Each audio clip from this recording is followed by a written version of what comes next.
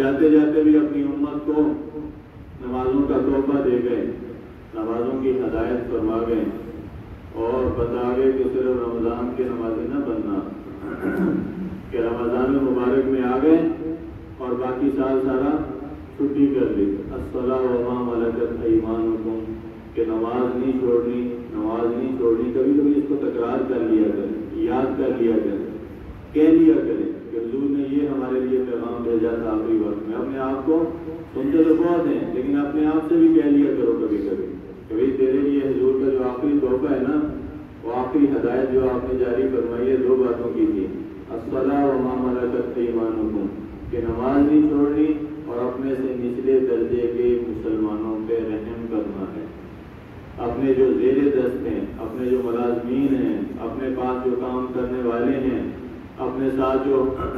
کام کے اندر لگنے والے ہیں، ان سب پہ رحم و کرم کا معاملہ کرنا ہے، سختی کا معاملہ، کرونیت کا معاملہ نہیں کرنا، ان کے حقوق غصب نہیں کرنے۔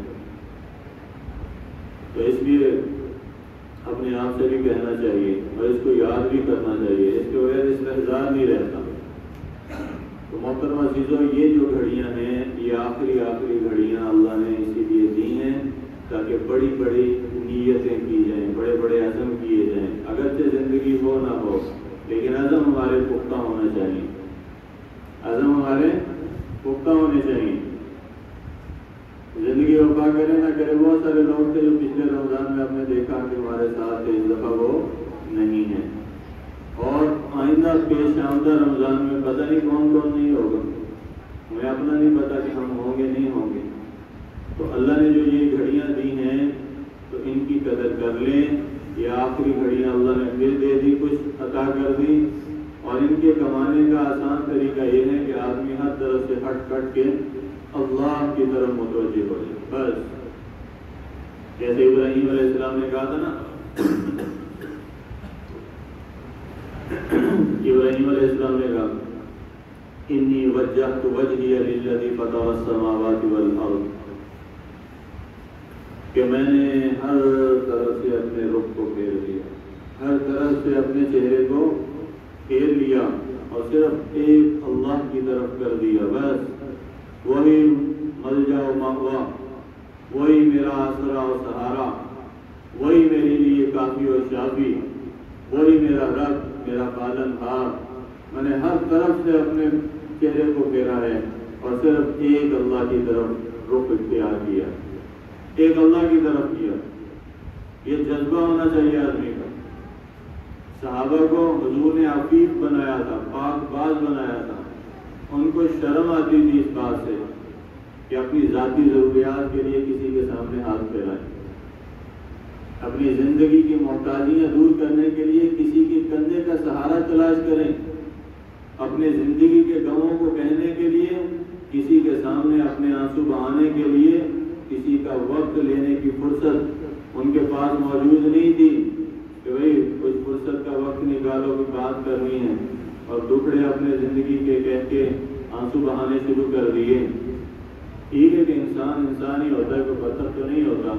اور انسانوں کو یہ دکھ سنائے جاتے ہیں، لیکن صحابہ کے اندر یہ جذبہ حضور نے پیدا کیا تھا کہ جو کہنا ہے اپنے رب سے کہا کرو، اللہ سے کہا کرو۔ لوگوں کے سامنے کہو گے تو ایک تو مذاق بنے گا، دوسرا سنوائی نہیں ہوگی، تیسرا یہ کہ ان سے متوقع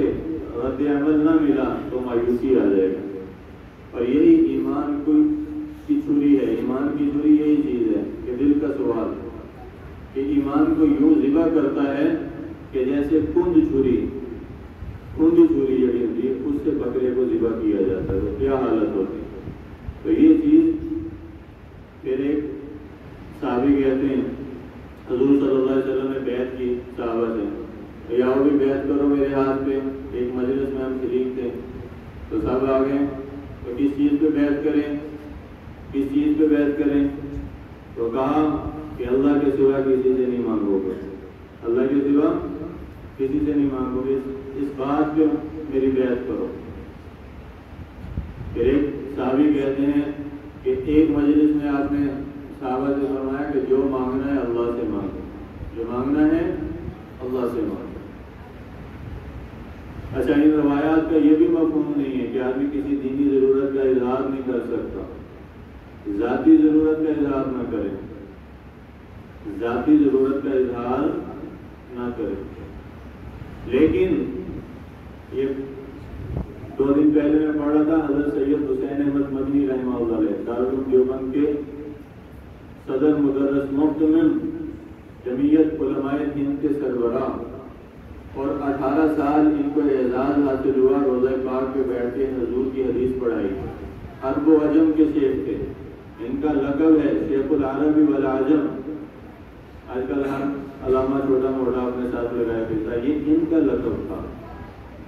برصغیر پاک و ہند میں یہ سب سے پہلے ان کے لیے بولا گیا، شیخ العرب والعجم۔ 18 سال حضور کی قبر کے اوپر آپ کے روضہ مبارک پہ انہوں نے بیٹھ کے وہاں پہ حدیث رسول پڑھائی، اور جب حضور کی حدیث کا ذکر ہوتا تو اکثر یوں فرماتے تھے کہ اس قبر والے نے یہ فرمایا ہے، اس روزے والے نے یہ بات ارشاد فرمائی ہے، یہ آپ کا فرمان عالی شان ہے، یوں فرمایا کرا، اشارہ کیا کرتے۔ اور حضرت عبداللہ ابن عباس رضی اللہ عنہ بڑے فقیہ صحابہ ہیں، مفسر قرآن ہیں، اللہ کے رسول نے ان کے لیے دعا کی، اللہ کتاب کا علم عبداللہ ابن عباس کو عطا فرما، قرآن کا علم، یہ اللہ کے رسول کی دعا ہے۔ سب سے پہلی تفسیر ابن عباس انہوں نے لکھی۔ اعتکاف بیٹھے ہوئے مسجد نبی میں تو ایک آدمی آ گیا پریشان، کہا کیا ہوا؟ کہا جی فلاں کا مجھ پہ حق ہے، قرضہ لیا تھا، اب ادا کرنے کا وقت آ گیا، ادائیگی کے پیسے کوئی نہیں، حالات اب بھی ٹھیک نہیں ہوئے تو پریشان ہوں کہ نہیں ادا کر سکتا۔ تو کہنے لگے، ان کی بڑی بات مانی جاتی تھی صحابہ میں، مدینہ کے اندر فتویٰ ان کا چلتا تھا مدینہ میں، تو کہا کہ اگر تو کہے تو میں تیری سفارش کر دیتا ہوں، جا کے اسے، اگر تو کہتا ہے تو میں سفارش کر دیتا ہوں۔ کہا جی آپ کی سفارش سے کام بنتا ہے تو ٹھیک ہے کر دیں۔ تو فوراً بایاں پاؤں مسجد سے نکالا، جوتا پہنا، مسجد نبی سے باہر نکلے تو وہ کہنے لگا، حضرت آپ کا تو اعتکاف ہے، رمضان المبارک کے دن، آخری عشرے کی گھڑیاں۔ کہا کہ حضرت آپ کا تو اعتکاف ہے، آپ نے اعتکاف توڑ دیا۔ تو حضرت عبداللہ ابن عباس رضی اللہ عنہ فوراً حدیث پڑھی حضور کی، کہا آپ کو یاد ہی نہیں ہے آپ کا اعتکاف ہے؟ کہا کہ مجھے یاد ہے کہ میرا اعتکاف ہے، لیکن میں نے یوں کر کے اشارہ کیا حضور کی قبر کی طرف اور فرمایا کہ میں نے اس قبر والے سے سنا ہے، اور ابھی زمانہ کچھ زیادہ بھی نہیں گزرا ہے، حضور کی زندگی کو گزرے ابھی کوئی زیادہ دیر نہیں ہے کہ آپ صلی اللہ علیہ وسلم فرماتے تھے کہ اگر کوئی مسلمان اپنے کسی مسلمان بھائی کی مطلب براری کے لیے، اس کے کسی کام کی ادائیگی کے لیے، حاجت روائی کے لیے اگر کوئی چلتا ہے تو اللہ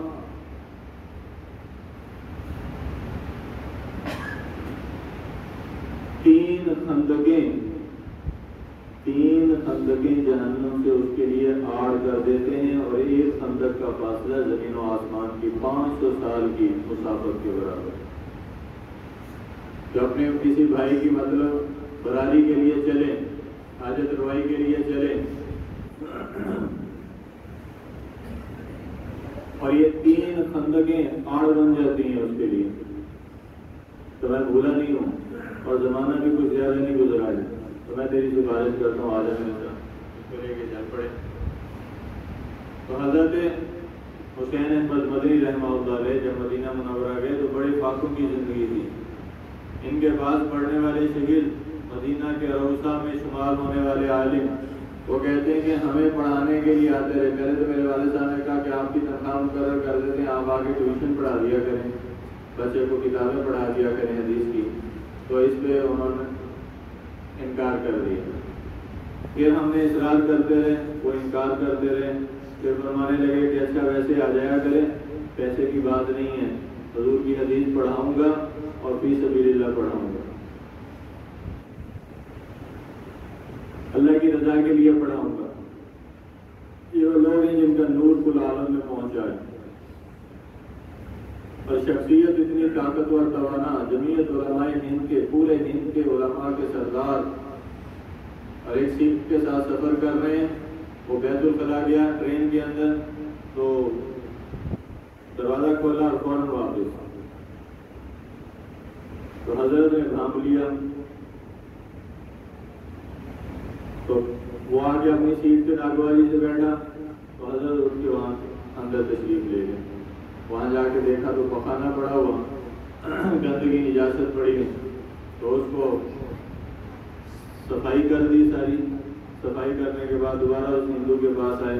اور کہا کہ بھائی اب جاؤ اور جا کے فراغت حاصل کرو, ضرورت پوری کرو. تو وہ جب گیا دیکھا تو ان کا سارا صاف کیا ہوا, اپنے ہاتھوں سے اس کے لیے صاف کر دیا. عاجزی اتنی, تواضع اتنی. تو کہتے فاقے بھی آ گئے لیکن چھپایا. حضور کے دروازے پہ آ کے فاقوں کو بھی چھپاتے رہے. وہ کہتے کئی سال ہمارا بچہ پڑھا ان کے پاس, کبھی انہوں نے زبان سے ذرا سا بھی ذکر نہیں کیا ہمارے سامنے کے گھر کے اندر یہ حالت ہے. ہم نے تو کبھی تجسس نہیں کیا, تحقیق نہیں کی, لیکن خود بھی کبھی ہمیں محسوس نہیں ہونے دیا کہ گھر کے اندر فاقے چل رہے ہیں. 5 سال یا 7 سال وہ بچہ ان کے پاس پڑھا. کیا مجھے کبھی محسوس نہیں ہوا کہ استاد محترم کے گھر کی حالت کیا ہے. یہ اللہ والوں کی شان ہے, ہنستے ہوئے چہروں سے بھی وہ اپنے غم چھپا جاتے ہیں دنیا والوں سے. تو صحابہ کے جذبے تھے, وہ جذبے آج بیدار کرنے کی ضرورت ہے. ان گھڑیوں کے اندر یہ وہ وقت ہے کہ جب ہم اپنے جذبات کو تحمیر دیں, اپنے آپ کو دین کے لیے پیش کریں اور اللہ کے رسول کے بتائے ہوئے طریقے پر عمل کریں. یہ جو چند گھڑیاں رہ گی نا, ان کی قدردانی یہی ہے کہ نیت بڑی کر لو. نیت حضرات فرماتے ہیں کرنا تو وہی ہے جو تھوڑا سا آدمی کے جسم میں ہمت جان ہے, لیکن نیت تو بڑی کر سکتے ہو کہ نہیں. یا اللہ آج کے بعد روزانہ آدھا سپارہ قرآن کا میں روزانہ ڈیلی تلاوت کیا کروں گا. کرتے ہو نیت؟ کیوں بھائی می آئے, آندھی آئے, طوفان آئے, کچھ بھی آئے, مجھے اس سے غرض نہیں ہے. میں نیت کرتا ہوں کہ آپ کی کتاب کی تلاوت, چلو آدھا سپارہ بھی دور, روزانہ 1 صفحہ 2 صفحہ روزانہ قرآن پڑھو. یہ اللہ سے عہد کر لو. عہد تو اللہ سے نا, بندوں سے تو نہیں ہے. تو اللہ کو سارا ہی پتہ ہے. جو آدمی کی نیت ہوتی ہے, ارادہ ہوتا ہے, اس لیے فرمایا نیت المؤمن خیر من عملہ. جو مومن کے ساتھ بھی اللہ نے عجیب معاملہ کیا ہے کہ اس کی نیت اس کے عمل سے بھی بڑھ جاتی ہے.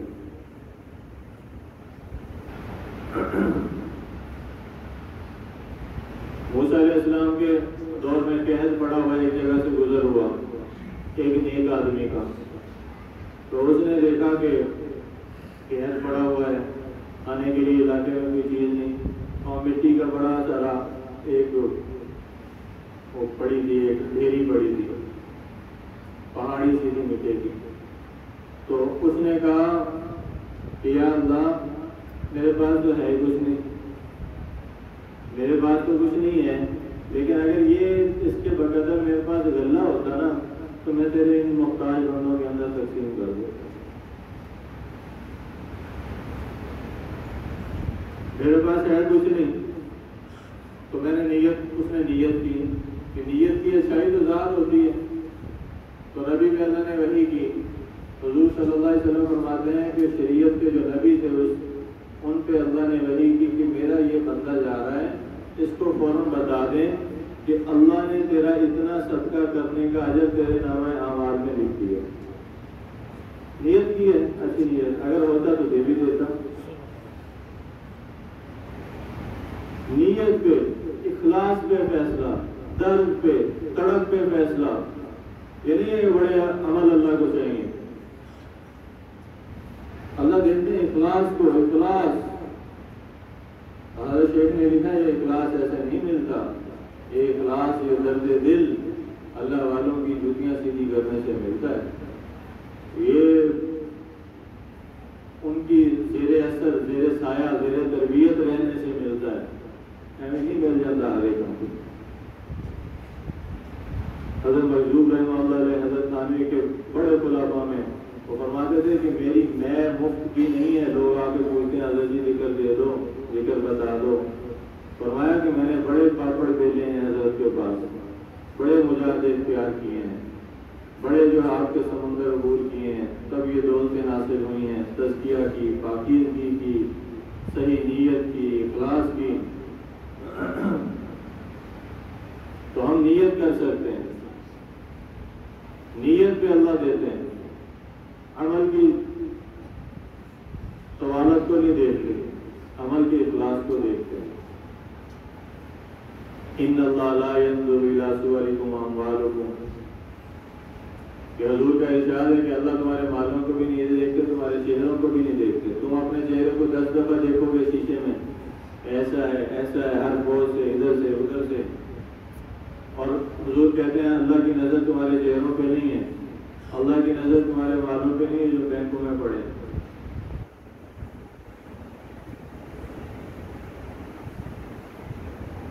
ان اللہ لا ينظر الى صورکم واموالکم ولکن ينظر الى قلوبکم واعمالکم، اللہ کی نظر تمہارے دلوں کے اوپر ہے۔ اللہ کی نظر ہر وقت انسان کے دل پہ ہے کہ اس کے دل میں کیا ہے، دل میں کیا جذبہ ہے، دل میں ہے۔ اور فرمایا کہ دل کی نیت کو اللہ دیکھتا ہے، اس کے ساتھ ہمارے جسم سے نکلنے والے عمل کو اللہ دیکھتے ہیں کہ عمل اس کا کیسا ہے، صالح ہے نہیں ہے، اچھا ہے نہیں ہے، برا ہے، اس میں نیت کتنی اعلیٰ ہے۔ صحیح حدیث میں آتا ہے، بخاری مسلم کی حدیث ہے، ایک فاحشہ عورت جا رہی ہے اور ایک کتا پیاس سے بلبلا رہا ہے، زبان اس کی باہر نکلی ہوئی ہے، کنواں اس کے پاس ہے، اس کو پانی کی حالت ہوئی، اس نے پانی پیا اور کتے کی حالت دیکھ کے حالت زدہ ہے، اور وہ کتا جہاں بلب ہے، پیاس کے مارے، پیاس بجھانے کا کوئی سامان نہیں ہے اس کے پاس، اس کے دل کی نیت فاحشہ عورت، حدیث میں آتا ہے جسم فروخت کرنے والی، عزت بیچنے والی۔ اللہ اکبر، کیا اللہ کے نظام ہے، کس طرح اللہ نوازتے ہیں۔ تو اتری بیچ میں کنویں میں اور ہاتھ نہیں پہنچتا تھا، اس نے اپنا موزہ نکالا، عرب میں موزہ چلتا تھا چمڑے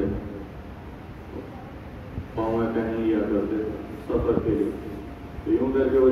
چمڑے کا موزہ نکالا، نیچے ہو کے اس نے پانی اس میں ڈالا، پانی ڈال کے اس کو اوپر چڑھنے کے لیے حاجت ہوئی تو اس نے اپنے دانتوں میں پھنسایا، دانتوں سے پکڑا، ہاتھوں سے اوپر چڑھی، اوپر چڑھ کے اس نے باہر کتے کو لا کے اس کو پیش کیا، کتے نے فٹافٹ وہ پیاسا تھا کب کا، اس نے وہ پانی پیا۔ اللہ کی کتنی ادنا مخلوق پہ رحم کیا ہے۔ حضور فرماتے ہیں کہ اس گھر میں رحمت کے فرشتے نہیں آتے کہ جس گھر میں تصویر ہو اور جس گھر میں کتا ہو۔ اور فرمایا مسلم کی حدیث ہے کہ جس برتن میں کتا منہ لگا دے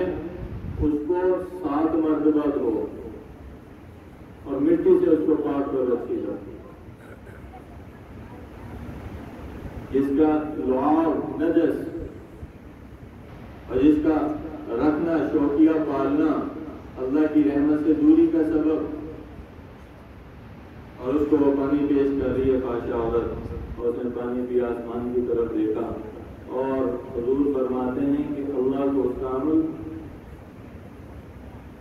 پسند آ جاتا ہے۔ عمل کوئی بڑا نہیں ہے، لیکن شرط اخلاص ہے، شرط درد دل ہے، شرط دل کی تمنا اور تڑپ ہے، شرط تو اندر کا جذبہ ہے، اور جب وہ مرتا ہے عود کر آتا ہے تو جذبے کے سامنے کوئی چیز ٹھہر نہیں سکتی۔ حضور فرماتے ہیں کہ اللہ کو عمل پسند آ گیا، اللہ نے اسی بات پہ اس کی مغفرت کر دی، جاؤ میں نے معاف کر دیا تیرے عمل بدکار کو، تیری بدکاری کے اعمال کو ہم نے ختم کر دیا ہے، تم نے ہماری مخلوق پہ احسان کیا۔ تو اس لیے محترم محترم عزیزوں ہم نیت کر سکتے ہیں،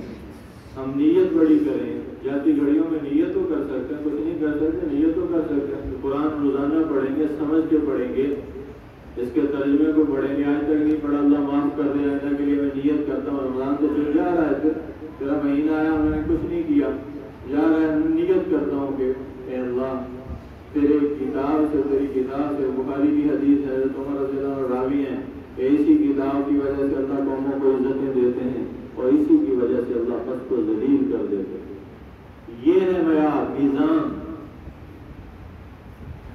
جس نے اس کو پکڑا ہے قرآن نے اس کو بلندیوں تک پہنچا دیا ہے۔ اقرأ وارتقی کما ترتل فی الدنیا، روایت میں آتا ہے حافظ کو اللہ یوں کر کے سامنے کھڑا کریں گے قیامت والے دن، اللہ کہیں گے تیرے سینے میں میری کتاب، میری اتنا شان والا کلام تیرے سینے میں، اقرأ پڑھتا صحیح، آرام سے پڑھنا، اور یہ بھی فرمائیں گے آرام سے پڑھ، ترتیب سے پڑھ، تجوید کے ساتھ پڑھ، اور اس طرح پڑھ جیسے دنیا میں پڑھتا تھا، مزے لے کر، جیسے دنیا کے اندر تو پڑھا کرتا تھا اس طرح پڑھ، اور جب تو ایک آیت پڑھے گا تیرا رب تیرا ایک درجہ بلند کر دے گا، ایک درجہ بلند کر دے گا۔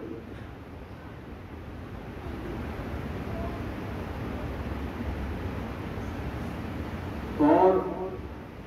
پھر فرمایا کہ وہاں تک پہنچے گا جہاں تک کہ آخری آیت ہے، تیرے درجات وہاں تک پہنچیں گے جہاں پہ جا کے قرآن والناس پہ ختم ہوگا، ایک ایک سیڑھی پہ اللہ چڑھاتے جائیں گے، وہ ایک آیت پڑھے گا ایک درجہ اللہ کی طرف سے بلند، دوسری آیت پڑھے گا اللہ اور درجہ بلند، اور کہاں پہ جا کے قرآن ختم ہوگا، کہاں پہ اس کے درجات ختم ہوں گے، یہ شان اللہ دیں گے، یہ معیار ہے اللہ کے نزدیک۔ اور پہلے سپارے میں اللہ نے کہا اس کی وجہ سے میں ہدایت دیتا ہوں، اسی کی وجہ سے گمراہ دیتا ہوں، وَيُضِلُّ بِهِ كَثِيرًا وَيَهْدِي بِهِ كَثِيرًا، بہت سارے اس کی وجہ سے گمراہ بھی ہو جاتے ہیں، بہت سارے اس کی وجہ سے ہدایت بھی پا جاتے ہیں، یہ ہے اللہ کے نزدیک معیار۔ اور رمضان آتا ہے قرآن سے جوڑنے کے لیے، تو نہیں پڑھا ہے، نہیں کچھ کر سکے ہو، نیت کر لو کہ اے اللہ ہم نیت کرتے ہیں، ارادہ کرتے ہیں کہ روزانہ قرآن کی تلاوت کریں گے، روزانہ تیری کتاب کو کھولیں گے، روزانہ جب فیس بک کھل سکتی ہے تو قرآن بھی کھل سکتا ہے، روزانہ جب موبائل کے اوپر انگلیاں ٹچ اسکرین پہ پھر سکتی ہیں تو تسبیحات کو بھی پھیر سکتی ہیں، کوئی مشکل نہیں ہے۔ نیت، عزم، ارادہ، جاتی گھڑیوں میں اللہ سے سودا، اللہ ہم نے کچھ نہیں کیا سخاوت کریں گے، اللہ مال کی زکوٰۃ نہیں دی زکوٰۃ ادا کروں گا، تیرے بندوں تک پہنچاؤں گا خود اپنے ہاتھوں سے، نیت کر لیں، عزم کر لیں، ارادہ کر لیں، آئندہ بھی تہجد پڑھتا رہوں گا، آئندہ بھی نفل پڑھتا رہوں گا، آئندہ بھی نمازیں پڑھتا رہوں گا، نماز کوئی قضا نہیں ہوگی، جو نافرمانی کے کام ہو گئے، والدین، والدہ یا والد کوئی بھی ناراض ہے راضی کر لوں گا، معافی مانگ لوں گا، بہن بھائیوں سے قطع تعلقی کی ہوئی ہے، یا اللہ عید کی صبح میں خود چل کے چلا جاؤں گا، کسی سے قطع تعلقی ہوئی ہے، دعا بھی کی اللہ روک دیتے ہیں، وہ کہتا ہے یا رب آسمانوں سے آتا ہے، اس کے ناطا توڑا ہوا ہے، مجھے کیا بلاتا ہے؟ رشتے داری کو قطع تعلقی کرنے والا لا يدخل الجنت قاطع، جنت سے کوئی تعلق نہیں ہے اس کا، بخاری کی حدیث ہے۔ اس لیے محترم عزیزو نیت کرو، اچھی سے اچھی نیت کرو، جاتے رمضان میں نیتیں کرو۔ آخری واقعہ سنا اور بات کو ختم کروں، مجھے واقعہ یاد آ گیا نیت سے، حضرت عبداللہ بن عامر بن جموح رضی اللہ عنہ بڑے صحابہ میں ہیں اور بڑے دلیر اور پاؤں سے لنگڑے،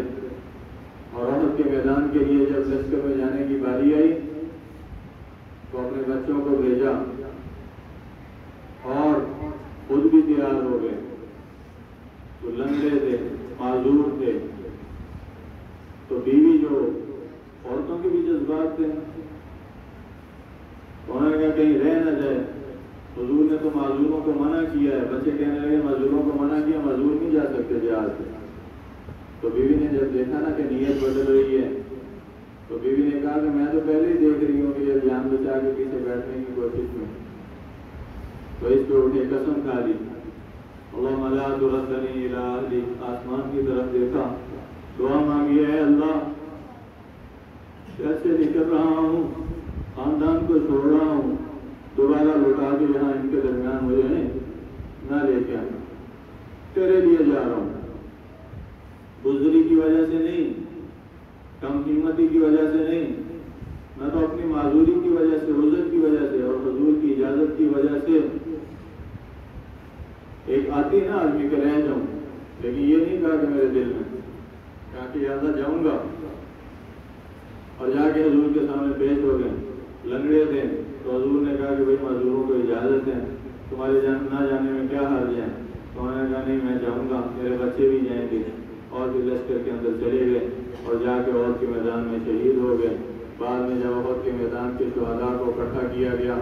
70 کے قریب شہداء تھے، ان کو جب اکٹھا کیا تو عمر بن جموع رضی اللہ عنہ ان کو بھی اٹھایا گیا، لا تقولوا لمن يقتل في سبيل اللہ، قرآن کہتا خبردار مردہ نہ کہنا ان کو کہ زندہ ہیں، اللہ کے حکم میں ہیں، اللہ ان کو رزق بھی دیتا ہے اور اللہ ان کو بلند درجات بھی اللہ ان کو دے چکا ہے۔ تو پھر ان کو اٹھائے گھر والوں نے کہا گھر لے کے آتے ہیں، اونٹ کے اوپر بٹھایا، اونٹ کے اوپر ان کی جسم کو رکھ کے مدینہ کی طرف انہوں نے کیا، اور جیسے مدینہ کی طرف کیا تو وہ بیٹھ گیا۔ انہوں نے بہت اس کو اٹھانے کی کوشش کی، نکیل پکڑا تو مارا تو اٹھے ہی نہ، انہوں نے دوسری طرف اس کا رخ پھیرا تو فوراً اٹھ کے چل پڑا، پھر انہوں نے ادھر سے مدینہ کی طرف پھوڑا اور پھر فوراً بیٹھ گیا۔ انہوں نے بہت کوشش کی، اٹھے ہی نہ، حضور کی خدمت میں آئے،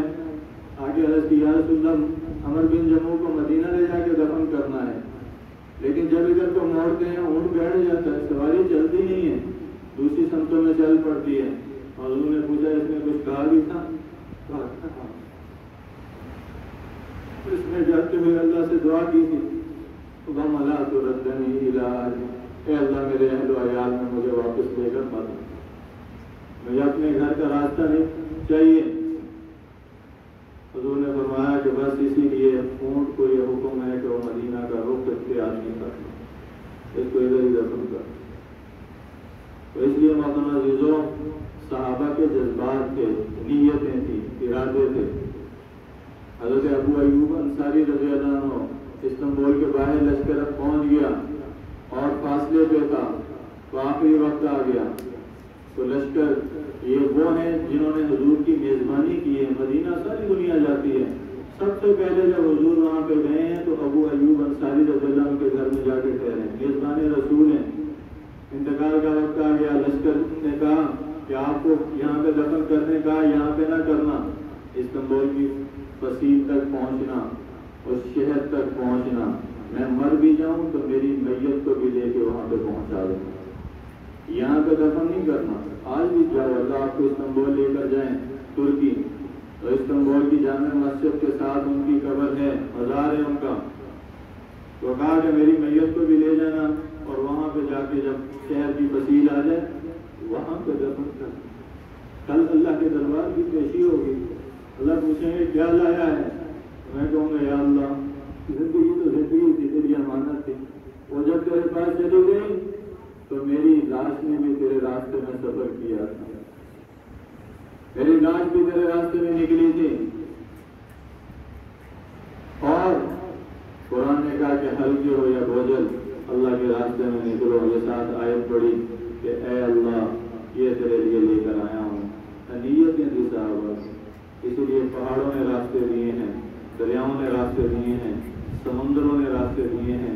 ہواؤں نے ان کے جسموں کے بوسے دیے ہیں، راتوں کی تاریکی میں بھی ان کے وجود ستاروں کی مانند چمکے ہیں، امت کے راہبر اور لیڈر بنے ہیں، حضور کے پیارے اور راج دلارے بنے ہیں، اور آپ نے فرمایا یہ میری جماعت ہے۔ اللہ نے بھی کہہ دیا اولئک حزب اللہ، یہ صحابہ کی جماعت یہ میری اپنی رب کی اپنی جماعت ہے۔ اللہ کو بھی پیار آ گیا رضی اللہ عنہ ورضوا عنہ، اللہ نے کہا جاؤ میں نے معاف کر دیا سب، اور سارے مجھ سے راضی ہیں، میں بھی سب سے راضی ہوں، کل وعد اللہ الحسنی، اور قرآن نے کہا اللہ نے سب سے جنت کا وعدہ کر لیا، نیتوں کی وجہ سے، اخلاص کی وجہ سے، درد دل کی وجہ سے۔ تو محترم عزیزوں، نیت کر لو نیک اعمال کی، نماز نہیں چھوڑنی ہے، قرآن کی تلاوت کو ترک نہیں کرنا ہے، رشتے داروں سے اچھا سلوک کرنا ہے، جاتے رمضان کی ان گھڑیوں میں زکوٰۃ ادا کرنے کی نیت کرنی ہے، سخی بن کے زندہ رہنا ہے، کنجوس بن کے زندہ نہیں رہنا ہے، امت کے خیر خواہ بننا ہے، امت کی بھلائی اور ترقی کے کام کرنے ہیں، اجتماعی معاشرے کی تشکیل کے لیے میدان عمل میں آنا ہے۔ ہم نیتیں کریں۔ جمعۃ الوداع کی آخری گھڑیوں میں یہی پیغام ہے۔ اللہ ہم سب کو اس کے عمل کی توفیق عطا فرمائے۔